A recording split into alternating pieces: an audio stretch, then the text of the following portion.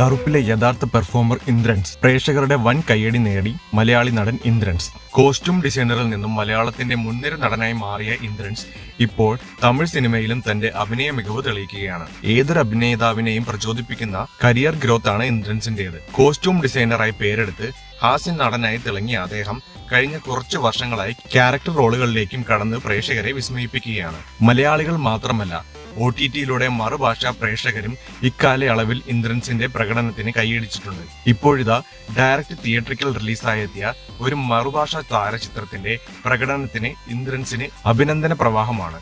RJ ബാലാജിയുടെ സംവിധാനത്തിൽ സൂര്യനായകനായി എത്തിയ കറുപ്പ് എന്ന ചിത്രത്തിലെ ഇന്ദ്രൻസിന്റെ പ്രകടനമാണ് കൈയടി നേടുന്നത്. ചിത്രത്തിൽ ഒരു പ്രധാനപ്പെട്ട കഥാപാത്രത്തെയാണ് ഇന്ദ്രൻസ് അവതരിപ്പിക്കുന്നത്. അനഘ അവതരിപ്പിക്കുന്ന ബിനു എന്ന കഥാപാത്രത്തിന്റെ അച്ഛന്റെ റോളിലാണ് ഇന്ദ്രൻസ്.